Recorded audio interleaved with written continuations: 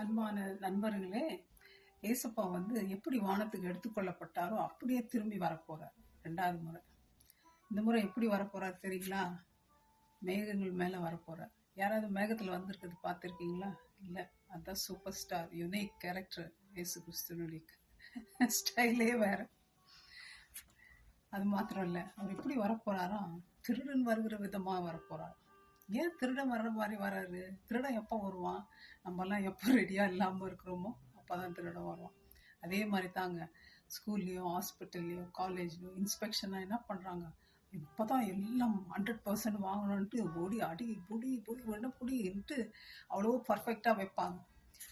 அப்போது அவங்களுக்கு 100% கிடைக்கும். அதை தான் ஏசுநாதர் என்ன பண்ண, நம்ம எல்லாம் ஒன்றும் தெரியாதப்போ திடுக்குன்னு வருவார். நம்ம எப்படி இருக்கிறோம், அவர் மேலே எப்படி நம்பிக்கையாக இருக்கிறோம், நம்முடைய வாழ்க்கை எப்படி இருக்கு, நம்ம ஒழுங்காக நடக்கிறோமா, அப்படி கப்புன்னு பிடிக்க போறாரு நம்மள.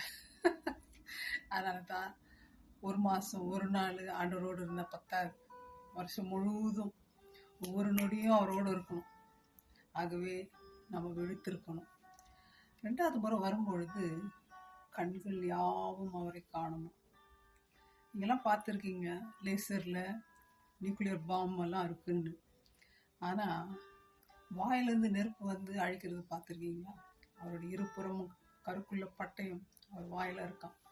அதன் மூலமாக அவர் அக்னியை வைத்து ஃபைட் பண்ணுறன்ற செகண்ட் கமிங். அதுக்கப்புறம் என்ன நடக்க போகுது? ஆண்டவர் இந்த உலகத்தையே ஆள போகிறார். நீங்கள் பார்த்துருக்கலாம், ராஜா ராணி ஒரு நாடு இல்லை 10 165 அந்த மாதிரி ஆண்டிருக்கலாம். ஹோல் வேர்ல்டு யாராவது ஆண்டிருக்காங்களா? சரித்திரம் இருக்கா? இல்லை. அவரோடு நம்மளும் ஆசாரியர்களா ராஜாவோடு உட்காந்து நம்மளும் அரசாளலாம்.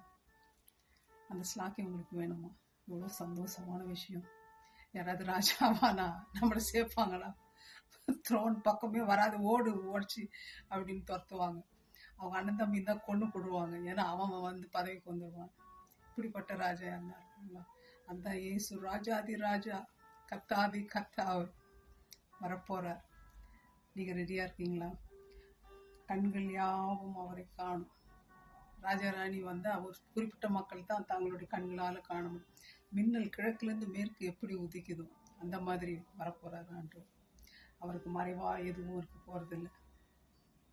ஆகவே அவருக்காக நம்ம அர்ப்பணிப்போம்.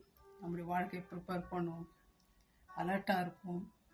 அவர் வருகை எதிர்பார்ப்போம். அவரை வெல்கம் பண்ணுவோம்.